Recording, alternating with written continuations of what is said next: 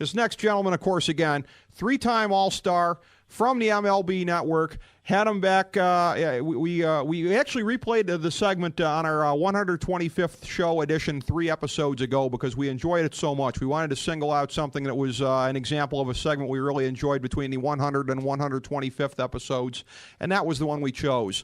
That was just a lot of fun the last time we had him on. Actually, it was the night of Roy Halladay's no-hitter in the playoffs. So pleased to bring him back in. The mayor, Sean Casey, to the FDH Lounge. Sean, good to have you back in, my man. Merry Christmas, Happy New Year. How's it going with you? Great to be back on, and Merry Christmas, Happy New Year to you guys, too. I got my 4 kids. It's so great when you have little kids and you start to really realize that Christmas is awesome and Santa's back and all that good stuff. So this has been a fun time. Oh, yeah. It's got to be great with the family around and everything, and what a great time of year. I understand that the FDH New York Bureau, Mr. Servillo here, had a little bet with you going a couple weeks ago here that if the Jets were able to get it going at Pittsburgh here, which they've never done in their entire freaking history before, but if they were able to do it, that we'd get you back on pretty quickly here. You were at that game.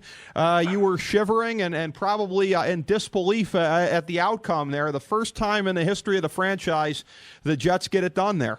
It was unbelievable. I mean, Steve's texting me the whole game. I'm like, please let them pull us out, just so I can throw it back in Steve's face. And he keeps texting me, and the next thing I know, the Jets lost, and now I'm back on with you guys. But I love being back on with you guys.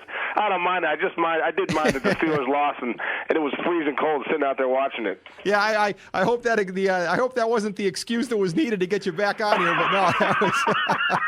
No, it wasn't. I had such a blast last time again. I'd come on whenever you guys want me to. Well, I'll tell you what, too, and just to let you know, we've also put together, and this will be probably in some rotation here on STN, our highlight reel, sort of our ultimate clip show of the first 125 episodes plus. 36 segments from the course of all of the shows, averaging out to about a minute or two apiece. One of the segments on there is you with Tim Faust, our other lounge dignitary there, when you were telling him he should not be general manager of the Indians for keeping Matt Wieters at the expense of Buster Posey and Carlos Santana in our keeper league. That was one of our all-time great moments right there, Sean. Well, I love it. I'm glad I can make one of your top segments of the year. We enjoyed it. That was a lot of fun. As far as things to be shivering your yam off at Heinz Field there, are you going to be out there for the Winter Classic on Saturday? Yeah, I am. You know what? I got season tickets to the Penguins, but I don't go to all the games, but I go to a few of the games, and one of the perks is that you get the chance to get a shot at the Winter Classic. So, yeah, I'm going to be out there going down with a good buddy of mine, and really looking forward to it. Okay, now they say it's going to be 50 and maybe rainy, though. Yeah. That wouldn't be good.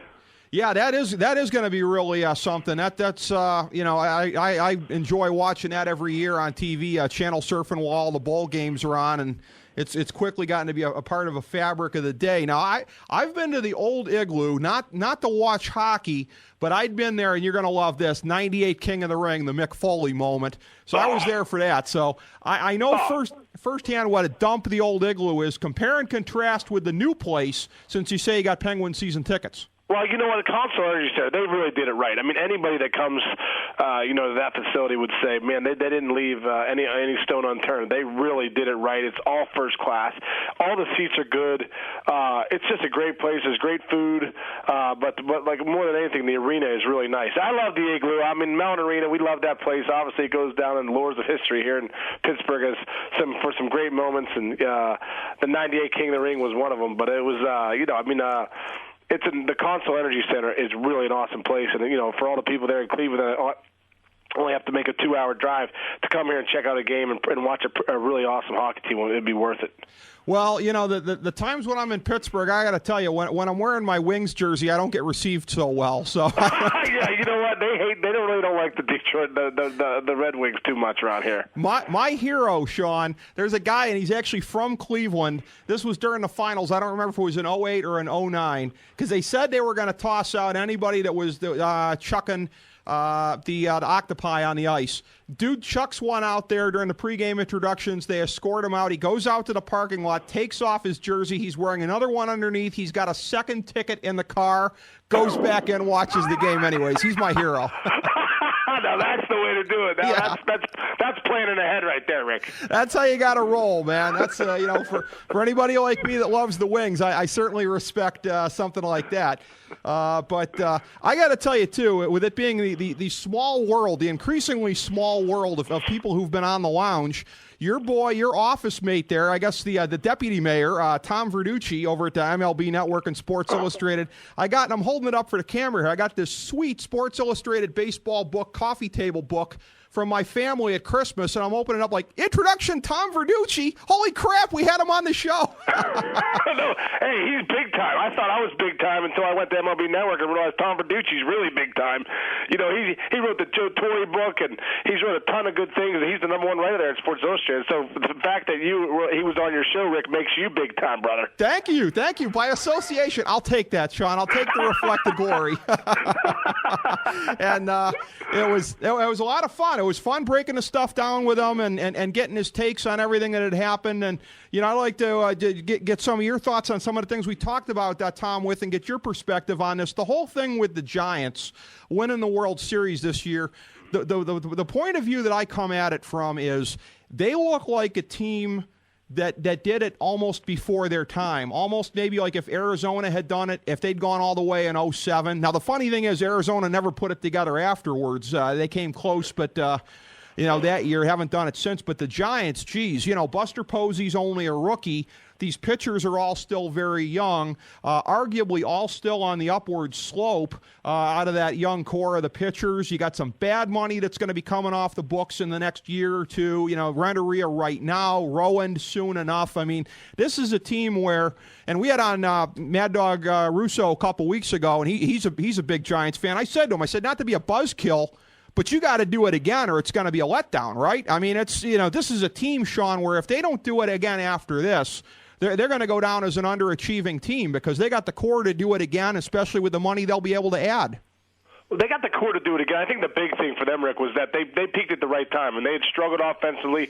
Freddie Sanchez was down with injury. They had a lot of guys down. Buster Posey wasn't even up yet. They end up trading Molina, bring Posey up. That's when things started to really happen. But they got Pat Burrell out there sitting on his couch, gets released by Tampa, having some chips and a couple cold ones. Next thing you know, he's with the Giants, and he's hitting bombs and really becomes a main clog in the middle of that lineup. So, I mean, that was a big addition. Aubrey Huff had a great year. Their offense really started to click a little bit and get going, and then the pitching said, you know what, we got a little offense, we're starting to get a couple runs here, and now you got Lincecum, and you got Kane, and you got Bumgarner, and you got Sanchez, and you just got guys, and Brian Wilson in the back end of that pen, the bullpen, they go and get Javi Lopez from the Pirates. It was just everything happened at the right time for the San Francisco Giants this year at the right time. August, September, they kept getting better, and it showed. They rolled through the playoffs because they became a great team finally. Well, this is the thing about them here, and a lot of times I get kind of weird takes and weird perspectives, so you won't hurt my feelings if you tell me that this is another one of them. But in looking at that team, Aubrey Huff, Pat Burrell, some of the key guys in there, even Cody Ross to a certain extent, what it seemed like to me was they got all of these guys to be everything they could be at the same moment. Aubrey Huff, over the course of his career, sometimes he's the guy who can be an all-star. Sometimes he comes up way short of that. Pat Burrell, he had a good thing going in Philly there for most of the time he was there. And when he went to Tampa Bay, not so much, but he looked like the old Pat Burrell. Essentially, it seemed like they had guys who they all had the potential in them. Most of them had flashed it at some point or another, but they all sort of became that best version of themselves at the same time, it seemed like. No, I think you're right. I think you hit the nail right on the head. I mean, I think when Pat Burrell came over, well, what are we getting here? The guy just hit 205 or whatever he hit in Tampa, not many home runs, swinging through a lot of fastballs that he usually hammers. What do you get? Well, what do you get? You get, close to 20 home runs, and he's coming up with big hits down the stretch. So, bam, you get the Pat Burrell you thought you were getting. Aubrey Huff comes out. Is he going to be the guy that does all right, or is he going to be the Silver Slugger Award winner? Well, bam, you got the Silver Slugger Award winner. He comes out, starts drinking. Cody Ross, you get him in his deal. What does he turn out to be? He gets hot when he needs to get hot and comes up with some huge home runs against the Phillies and just really, kickstarts that lineup in the championship series, and then next thing you know, they're in the World Series. So, yeah, you got the perfect storm of those guys really clicking at the right time. Freddie Sanchez, shoulder starts feeling good right about end of August. I covered the World Series down there, so I was on the field with a lot of those guys for MLB Network during the time, and talking to Bruce Bochy, he's like, you know what, Freddie's just starting to get healthy right at the end of August, beginning of September. It was almost like adding another bat. So everything happened so perfectly for those guys at the right time. Lincecum struggled in August, dominated in September. I mean, it was just like everything started coming together for him. Well, and in terms of the future and in terms of looking at what they've got there, I'd like to get your thoughts on this and compare your answer to what I got from Tom when he was on. He seemed to sort of differ from my premise on this. I looked at it, and maybe it's just a surface perspective on my part, but Philadelphia, it is a large market per se. It was not regarded as such in the baseball sense until the core of the great infielders came along, and everything that they've done over the last 8 years or so. And now they are an actual large market team. The way they're throwing money around and everything like that, it strikes me that San Francisco. I mean, the Bay Area is what, the 5th or 6th biggest market in the country if you take the big cities collectively there. I mean, San Francisco never should be regarded as a small or even medium market team, but they kind of have been because of circumstance over time. Do they have the perspective essentially to grow the same way Philadelphia did? You're going to have a lot of fans who are even more enthused, who are buying World Championship merchandise, plowing fan money back into the team and everything like that. Do the Giants have a chance to grow organizationally and be able to go and attract better players in the same way that Philadelphia has been able to do? I think so. Whenever you have the success the Giants had this year with winning the World Series, the excitement in that city. I mean, that city was, I thought there was going to be a huge riot there. The way they were so excited and partying and just having a great time. And that's when you build the fan interest. That's when money starts coming in, more revenue. I think they're still a little leery of the contract they gave to Barry Zito, how they went out and they said, we're going to get this one big starting pitcher, and then now they're stuck with it. I think Brian Sabean takes a step back a little bit more now after seeing that contract and realizing, sometimes those going out to get a guy you might think is the best player on the market and pay him that huge amount of sum of money straps you in the long run. So I think they definitely have the recipe though right now to ride the wave of the World Series, all the success they had, to go to another level where they can start keeping that young nucleus of pitchers together, Brian Wilson in the back end of the pen, and get a good, a good solid team gathered around Buster Posey.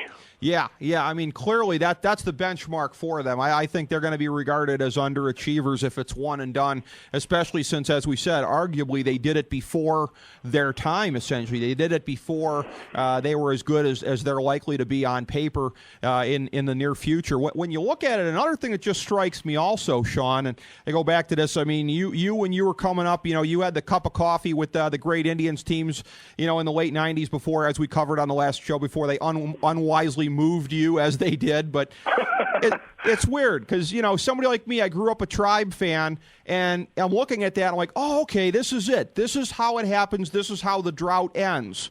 And the drought didn't end at that time. Meanwhile, you go to what Boston did in 2004 and what the Giants did this year. I mean, Boston, things were so iffy with them, they end up moving Noma at the trading deadline that year. I don't think at that point in time you could have pegged them for this is the year that the 1918 thing goes away. The Giants this year, they were battling San Diego down to the last day of the season. This is just a couple of instances here, but boy, sometimes it seems like these historic droughts get broken when you least expect it, not when you most expect it. No, I think you're right. And I think you look back at some of the teams, you look back at the Indians and the runs that they made, and you thought to yourself, all right, they're getting rid of a lot of their minor league guys. What's the future going to look like? Well, John Hart did it right. I think the people are looking at the models that John Hart did back then when they were signing Manny Ramirez and signing Kenny Lofton and Carlos Baerga and all these young guys, Sandy Alomar Jr.'s, to these long-term contracts, saying, listen, we got some great players in trades. We've developed some great players. We need to decide which guys we need to keep. We need to get a great farm system going where we can make trades and keep this going for years at a time. And I think you start to look at the Giants and people they're drafting, and that's what they're going to have to do too. You got to get the guys like Buster Posey and the Tim Lincecums and the Matt Cains and the Madison Bumgardens and say, you know what, you're our future. We're going to lock you up long term. We're going to keep drafting well, and when it's time for those guys to make some more money, maybe when we need to go get a piece or something, we can trade this guy or trade that guy and go get a piece and still win championships. So that's how clubs end up. Clubs keep winning year in and year out. And it's one of these things, too, Sean. I mean, I look at things a lot of times through the eyes of a writer. I mean, maybe I'm just taking the surface view of it, but it really seems fitting, just in the classic sense here, that the Giants win the World Series, because we were talking about it with you when you were on previously. Again, coincidentally, you were on the night of Halliday's no-hitter in the playoffs, which just, again, tended to exemplify this whole trend, year of the pitcher. But if you go back to 2009, we were seeing it, even then with the perfect game and no-hitters and everything like that. It's the way that the game has been building and shaping over the last year or two, and maybe subtly even a little bit further back than that.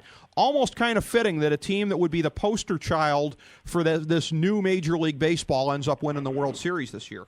Isn't that the truth? The San Fran, they don't have enough offense. They don't have enough offense. You know what? The bottom line is, at the end of the day, when you get to the postseason, great pitching shuts down great hitting. That's the bottom line. So if you can scrap out a couple runs, you get a hanging cutter from Cliff Lee to Renteria to get a 3-run homer out of it. That's all those guys need. You go back and look at Lincecum in Game 5. I could have told you after the second pitch of the game, no one's scoring off this guy tonight. He just had that nasty slider, splitter, whatever he wants to call it. I mean, he calls it a slider. He holds it like a splitter. I don't know what it is, but it rides left, it sinks, it cuts, it's nasty. And, at the end of the day, that shuts down anybody. You put Tony Gwynn up there 9 times, it's going to shut him down. I mean, great hitters, great pitching shuts down great hitting, and I think we saw that this year with the Giants where we said, you know what, that pitching is going to win out at the end of the day, and it did. Yeah. Yeah, they made it happen, and it was really incredible in the way that they did. And it, again, is, no pun intended, sort of like an arms race that they've kicked off here in the National League as the Phillies. Boy, I mean, if we thought it was an epic National League Championship Series this past year, matching arm against arm, what the heck would it look like if it was a rematch in 2011? Coming in at the 11th hour, blowing everybody out of the water here. On the Cliff Lee thing. What are your thoughts on that? It's something that really has the potential to reshape baseball in the sense that, for once, I mean, even the Yankees are now scrapping for pitching, and even the Yankees are like, oh, darn, Ricky Nolasco's not available. I mean, when's the last time the Yankees were ever PO'd? They couldn't get their paws on a Ricky Nolasco. This thing's really been a game changer. Oh, it really has. And kudos to Cliff Lee for saying, you know what, I loved Philly. I want to pitch there. That's where I want to go. I mean, and you saw when he got traded to Seattle, he was blindsided. He said, I thought we were about to sign an extension. I really like it here. I love the fans. I love my teammates. So you almost felt like, if they have a chance to get him back, it'd be interesting to see if he bites on it. And he did. He did because, hey, he got his $125 million or whatever, and he gets a chance to be in that rotation with Halliday, with Hamels, with Oswald. I mean, that's an unbelievable, four-headed monster they got going on right there. As Steve would say, the four horsemen with the PH. I love that, I love that, the four horsemen. But it's true. I mean, you got to love how that matchup, I mean, can you imagine that matchup when you go back to the playoffs? Now you got the Lincecum, McCain, Bumgarner, Sanchez, those guys, matching up against that, the four horsemen out there in Philly. So, I mean, and it was awesome for Cliff Lee to send a statement, too, to say, you know what, you don't have to go to, New York. Go where you want to be happy, and the money is there was still a ton of money given to him. And like you said, too, Rick, I mean, after CC Sabathia, what do the Yankees really have right now? I mean, what's Pettit, going to be or going to end up doing? Is Phil Hughes going to be able to come back and repeat what he did this year? Or, in parts of the year he struggled a little bit. I mean, they have a lot of question marks in their rotation. And you got the Red Sox who said, you know what, we're going to make sure we make the playoffs next year and go get Carl Crawford and trade for Adrian Gonzalez, sign Bobby Jenks at the back end of that pen. I mean, they've done some things to make themselves better. So, you're right though. The Yankees aren't getting some of the players that they usually would. Well, you know what? It's a thing where I guess this is parity in 2011 MLB style, where parity means that any one of 6 or 7 teams can win the World Series. But yeah, there's a number of them at that level now. That all have the chance really to do it seems. I want to get your thoughts also, too. Your boy Tom Verducci, he wrote an excellent column, and I think it came out just before this whole free agent flurry started and the guys started signing. Essentially, this whole notion, and I've believed it in a long time myself, of where the best player available on the market, especially if it's a down year in terms of talent, is going to make out like a bandit. And expectations are going to be for them to be more than they are. And I don't know if we've ever seen a better example of that than Jason Wirth. For the numbers that he's put up historically, what he's going to be expected to do in Washington is patently unrealistic given what he's done before. We can go on down the line here, even to somebody like Carl Crawford, and maybe it's the fantasy geek in me, but I look at a guy who's never really developed the kind of power in his game. The doubles have never really become the home runs on the level that we all thought. On and on and on. It just seems like being in the right place at the right time is going to get you a lot of money, but could be a setup for bad expectations and everything later on, like what happened to Carl Pavano a few years ago. And examples of that, I think, have been legion. Yeah, well, I think those guys at the end of the day can take a little ribbon to take home $120 million. If they end up stinking, they say, you know what, I'm laughing all the way to the bank in 7 years. If I stink, you're not even going to remember who I am, but I got $140 million in my bank account. That's what they're thinking. Yeah, you know what? I think that Jason Wirth contract is going to come back to haunt the Nationals. I really do. I just don't think. I think Jason Wirth's a good big league ball player. I don't think he's that contract of a ball player. They had Adam Dunn sitting there who puts up 40 homers and drives at 110 runs every year. You got him sitting there. He wants to come back to Washington for God knows why. They don't sign him back, but they sign a guy like Jason Wirth. I think Jason Wirth is a good big league ball player. I just don't think he's worth that kind of money. I always look back to when the Cubs signed Milton Bradley to 3 years, $30 million. I'm thinking, does anyone doing their homework? Does anyone not see they know something I don't know that everyone else in the league doesn't know about these guys? And I think you end up signing guys like that. Like we talked about the Giants, they signed Zito. Well, that straps you for years to come with signing other free agents, and I think Washington might be doing that with themselves with signing a guy like Jason Wirth. Agree completely. The difference with New York is they can afford to pay these guys that. It's almost sort of built in a little bit of this waste into the system because they can afford it. Jason Wirth, boy, yeah, the expectations are going to be crushing. He's probably not going to live up to them, and yeah, he can afford solid gold earplugs though to get rid of the booze though, Sean. Exactly. Yeah, and you're right too, Rick. Even with Boston, they can afford to. Mike Lowell doesn't pan out or whatever. They go get Adrian Beltre. Mike Lowell's making $12 million as a bench player. Well, teams like Boston and New York can eat those contracts. Other teams, it ends up strapping you for years. Yeah, it makes me sick as an Indians fan. Like when Rocco Baldelli went to Boston a few years ago, I'm going, I would kill for the friggin' Dolans to shell out to get like a Rocco Baldelli to play the outfield full time. He's going to be like their fifth outfielder, Right. Yeah, right. He's going to be the guy that plays every once in a while and then platoon role. Yeah. That stuff. Yeah, it's at least I can laugh about it, but in a very bitter sense, I suppose. But, I got a question for you, Rick. What was your feeling? I know you've probably already covered this and you guys have gone down that road, but I got to hear your feeling on the whole feeling about LeBron James and, now that it's all played out, the Heat's doing well, Cleveland's struggling. Where's your feeling on that? You know what? It's one of those things where, I'm obviously conflicted on the subject because, again, I didn't like a lot of the jersey burning and stuff like that. Not because I didn't come to loathe the guy, because I did, because I think he really revealed a lot of things about himself. He was like Tony Soprano, the way he took from this organization and put his boys on the payroll and everything like that. And, just the way that he did it in the end with no class. But I almost felt like he was sitting back and able to laugh at Cleveland from all the jerks that were out in the streets burning the jerseys. I almost felt like this town lost its sense of dignity with it. Everybody was so much into hating the guy. I would have liked to have seen hate with a little more dignity, I guess, if I could classify it that way. And, it's.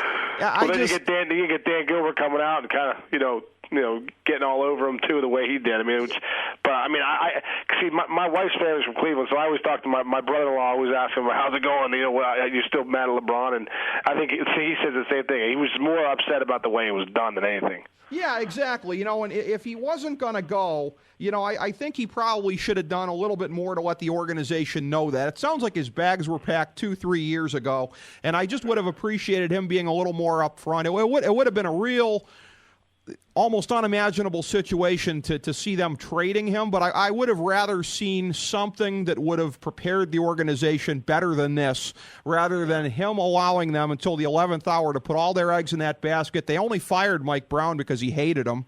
To the very end, he allowed this team to do that, move in that direction, allowed them to think they had a chance when they really never did. I'll tell you, though, I am kind of like a turn the page kind of a guy, though. My philosophy is, okay, what are we going to do about it? A perfect example of that, Sean, the very next day on our blog, I was like, okay, here's some trade scenarios. Here's how we can get Chris Paul and Al Jefferson. So by Friday afternoon, by the day after it, Sean, I'm not saying I wasn't pissed, but I was like, how are we going to get back? You know what I mean? Right. And I wish the organization would do the same. We had Mike Molesky and the director of new media sales the last show here because they've really done some great progressive things in the new media era. You can tell that Dan Gilbert is a good friend of Mark Cuban because they both operate with a lot of the new media and social media platforms, and it's fascinating stuff that they're doing. But he and I disagree on this point. I said to him, blow it up. Blow it up yesterday. Tank again. Let's go get this, Terrence Jones, I guess is his name, from Kentucky. Let's go get him, with a lottery pick, So I'm in favor of, whatever it takes to get back as soon as possible, understanding that's a long process. A lot of other people are not so, there's still a lot of people in this town that are like chickens with their heads cut off, though, Sean. There's a lot of people that are just really PO'd. And the night that it happened, too, I got to tell you, it was despicable, all the fraternization and everything like that. Now, you've been a big league ball player, and I understand that there's things, you have bonds and friendships that cross lines of franchises and stuff, but, Boobie Gibson was upset, and I've been a huge Boobie Gibson fan for a long time, thought he was underutilized. I tweeted at him that I was disappointed about his demeanor. He tweeted back at a bunch of people, I guess because he was getting this, so he addressed this basically to everybody, how disappointed basically that we should give him the benefit of the doubt. And I tweeted back and I said, Boobie, it looked like you wanted to spoon with LeBron at midcourt. Can you understand why we're pissed about that? Right. No, I see that too. You're exactly right. And I think you have to take into account all the fans, all the people that put in, Cleveland was finally the best team in the NBA record-wise, and they finally, we're going to get their shot to, get that championship, and that, they just get their legs cut out from under them. And listen, I was in South Beach a couple weeks ago with some friends of mine, and we ended up going to a Heat game, and I can honestly say I watched about a minute and a half of it, and then I went up to the Doers Club and kind of just hung out and had some nachos and whatever. I didn't really watch the game, but at the beginning of the game, no one was in the stands. That's what they said. They're having problems getting the people in the stands at the beginning of the games, and I just feel like the passion in Cleveland for those fans, that if LeBron would have won it in Cleveland, for what those fans brought and how he would have been a legendary status, they could have held him up as the king forever in that city that wants a championship so bad, and now he's in Miami. He's playing second fiddle to Dwayne Wade. I just really believe, wow, I feel like that's a big mistake he made because all those fans loved him there for the simple reason they're blue-collar people, and they wanted to see a local kid from Akron, come in and win a championship there. Exactly. And as a sports historian, or some might say sports nerd, but, I can tell you, nobody's ever given up the chance to be the greatest in their sport. There's nobody who, if you can look at the major sports, there's nobody who's been on a glide path to potentially number one of all time who said, you know what, screw it, I'd rather go ride this guy's jock to some titles. Nobody's ever done that, Sean. Yeah, I know. And you look at the guys like Barkley was making the point about, he'll never be that Michael Jordan now because Michael Jordan, took the Bulls when they stunk. Scottie Pippen came along, and they, became, one of the greatest teams ever. And he probably is one of the greatest players of all time. But, he didn't go jump ship and try and go to the Lakers and, be with Magic Johnson or go to the Celtics and hang out with Bird. He was like, we're going to win it here. We're going to win it in Chicago. And we're going to do it because I'm a winner. And that's what LeBron was. Well, you know what, and I'll tell you what, he'll always be one ring short of Dwayne Wade unless, I'll tell you what, if they get that first title, if I was Dwayne Wade, I wouldn't walk in front of it near any buses with LeBron around because if he gets hit by a bus, that's the only way LeBron's catching him. So, D-Wade, watch your back. It's not like LeBron doesn't have enough character to throw you in front of that bus because, he certainly does have the lack right there on that. As far as outsized personalities, trash talk, things like that, I guess that's a good segue. It's always fun to talk pro wrestling with you, and certainly the New York Bureau had some things he wanted me to find out from you. Any of these things that come to mind here? First wrestling card you saw live, or favorite jobbers? Let's start in those areas there. First wrestling card I ever saw live, I remember it was in the Mellon Arena, as we talked about, Civic Arena back then. I think I was in like 4th grade, and I still remember making a sign. It was like Sergeant Slaughter versus Jimmy Superfly Snuka in a cage. And I remember making, my sister and I making signs that said Sergeant Slaughter's in deep water when Jimmy Superfly Snuka's around. And I held up the sign. There was no WWE Raw and stuff, but I was so proud of that sign. I was so proud to be there at the Civic Arena with that match. And Superfly Snuka came off the top of the cage, I think. And it was like, I can still remember it being one of the greatest things. And looking back, I remember Mr. Wonderful Paul Orndorff talking to like a really good-looking female in the crowd. It was like kind of weird. He was in his tights and everything like that, and I was like, "Isn't that Mr. Wonderful Paul Orndorff there?" But I was in 4th grade, so I really didn't get it back then. But it was, I still remember that match, and I remember Andre the Giant fought Iron Mike Sharp. Remember him, Iron Mike Sharp? Yeah, with the arm. He wore like the black wristband or whatever. And I remember slapping Andre the Giant, man. He was just so big. I remember my hand hitting his belly. It was just like, just like he was already sweating bullets. Yeah, exactly. That really was, something with Andre, with everything that he could do there. What were some of your favorite jobbers? That was another thing Steve was wondering. On the last show, we talked the Mulkey brothers, Mike Jackson, the Alabama junior heavyweight champion. Anybody else come to mind? Mike Sharp was kind of a jobber. I mean, some of my favorite jobbers. I don't know. I'd have to. What are some of your favorite jobbers? I'd have to think about that. Let's see. The Duke of Dorchester. That was a pretty good one back in the day. He seemed to be on primetime wrestling a lot, especially the right? Boston Garden cards. He was on there. Don't sleep on Thunderfoot number 1 and 2. Cruel Connection. See, I'm partial to TBS because that was the crap I grew up on. Right. So Superstation. I was just talking about, what about like your Iron Mike Sharps? I mean, that was a guy, everyone was always like, Iron Mike Sharp. He was kind of like the guy you think he was going to win, but then he ended up getting dominated. You're like, okay, this guy's going to finally win one, and he would just end up getting killed. He was one. What about Barry O? Remember Barry O? Barry O! I'm making the O to the camera right now above my head. He'd get crushed.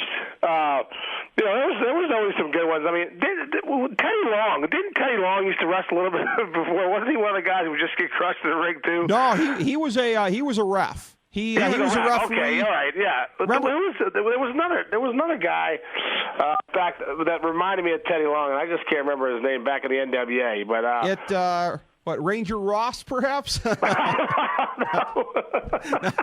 not Ranger Ross. Oh, George South. He was a great jobber. Oh, George South was awesome. George South. He was on every WTBS. He was always there. Yeah, George South was really good. There were some excellent ones from back in the day, and as fun as the old territories were. Too, there's not as many jobbers now as there was back in the day. Now it's like, now every match is like a big match and everything like that. Back in the day, you got Tony Schiavone and those guys said, we got to go. We finally got the Road Warriors versus Arn Anderson and Tully Blanchard at the Omni in Atlanta, and they had to go. We were watching jobbers the whole match for the last 2 hours. Isn't it great, though, the stuff you can dial up on YouTube, especially the old Georgia Championship stuff? That is, there's stuff from like before my time, because I don't remember the stuff with the Freebirds from the early '80s. That was a little bit before me, but to see the angles they did with Tommy Rich and Ted DiBiase and stuff. Just great. Just awesome. You guys sent me that stuff. Ole Anderson, the Ole Anderson book I'm reading right now, which is unbelievable. But you go back to those, the TBS days where they'd come on the studio and the Road Warriors would charge the ring in their jeans and all that stuff. Yeah. I mean, that was wrestling to me. When you go back to those WTBS, Superstation days when they had that little, the little studio wrestling. Yeah, that was some great stuff. I know there have been some indies here and there that have. I think the NWA was doing some tapings out of like a studio in Hollywood, but it's hard to evoke that time. You know, I mean, you could try and do it in like a retro kind of a way, but it's hard to go back to that. But I can't help but think that might be part of a subsequent wave. You know, that maybe in some ways some promotion will do that. And the way that it's kind of flattening out, too, with internet stuff that, you know, we were talking about that with Jerry Lawler when he was on. His promotion, and I guess he folded it, but it is able to be seen worldwide, which was different from when he was coming up in the business and running that promotion and everything like that. So, you know, the way it's going with the internet in the next couple of years here, you know, maybe Raw, you know, maybe TNA, maybe they'll get run down by some of these other ones if you give it 5-10 years or whatever, and maybe that studio thing will come back into fashion. Well, you see the Ring of Honor. I don't know if you watch that at all. Yeah. You got the Ring of Honor. That's a little, you know, almost like an ECW feel, kind of a smaller venue. They, you know, the smaller. I'm going down in a couple weeks with a buddy of mine who's a guy named Marty Miller, who's a cameraman guy for WWE. He's helping directing some shows for Florida's Championship Wrestling, and Dusty Rhodes is the kind of the booker down there. So I'm heading down there in a couple weeks to. They want me to be the guest announcer, but I know my buddy Marty. He's like a total snake. That if I guest announce, someone's going to come out and, you know, throw a haymaker on me, and, you know, next thing you know, I got mayhem. So I'm like, I'm not going out there if you're gonna you know, pull one over on me. I don't need that. Well, you know, it was tremendous. Like about maybe 2 weeks, I want to say, after we had you on, we had on a reunion of the original Midnight Express. We had on Condrey and Eaton, and it turns out Dennis Condrey was working with the Nexus guys down in Florida there. I didn't even realize that till he came on, but he was helping to train all of those guys right before they came up for the reality show that they were doing there. So that was tremendous to you know, they were getting the old school influence of a Dennis Condrey. Yeah, it is awesome. I mean, you think about them, you know, Midnight Express. You think about just all those, you know, Dennis Condrey and what he brings, and Bobby Eaton and those guys, and what they, you know, I think a lot of those guys feel like the respect factor, and then times have changed with some of these younger guys. But, you know, for guys like Nexus and those guys to get that, you know, old school feel of this is what it was like. You know, I've been reading these books of Arn Anderson, Ole Anderson, even Hogan and DiBiase, those guys that came up in a time when, you know, when it was really, you know, really had to pay your dues to kind of move up. And now you got these guys on Nexus who maybe, you know, wrestled for a few years and they get on this show, and next thing you know, they're you know, one of the main events on Raw. So it's just, you know, how the times have changed. Exactly. Yeah, it really is pretty far out there. Well, I'll leave you with this, Sean. This is something that I didn't get a chance to tell this to Dennis when he was on. Hopefully he would have laughed, and hopefully the next time he's on he will laugh. But I had seen a description of him on a wrestling message board that the look that he had back in the day was that of somebody who sold foot fetish magazines out of a van at the flea market. That's great. I don't know if that's the greatest description to have for yourself. That's an effective heel character, if nothing else. Yeah, that's great. But Sean, you know, take a chance here, plug away on stuff, whether it be Labels Are for Jars, whether it be the Field project you got going on there. Please take it away and you know, let the viewers know anything they should know about any of that. Well, we have a great project we're trying to do here called, and it's under Casey's Clubhouse, and you can go to caseysclubhouse.org and check it out.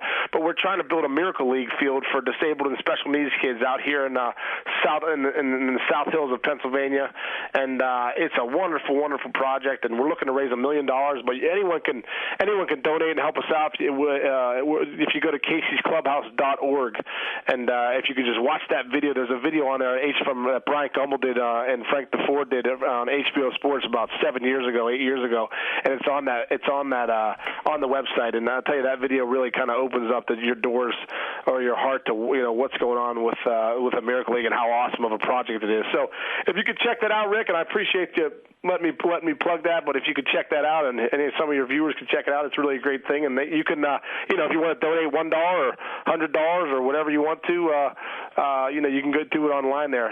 Steve donated a couple bucks. Thanks a lot, Steve. Yep. Appreciate that, brother. Yep, Steve is the man. I will have some coming your way too here, and I appreciate you know what you're doing there. We are always happy to get to plug that. God bless you for giving back, Sean, and you know, we're really in the spirit of the holidays here with Merry Christmas and Happy New Year and everything. But thank you so much, my man. It was great to have you back in, Mr. Mayor, and the next time we do it can't be soon enough. Hey, Rick, thanks a ton, man. I really appreciate it. It's always fun being on and going through some different topics and talking some wrestling and some stuff, and looking forward to doing it again, brother. Tell Steve I said hi, too. It's awesome. Thank you so much, Sean. I All will. right, man, I'll talk to you, Rick. Thanks, buddy.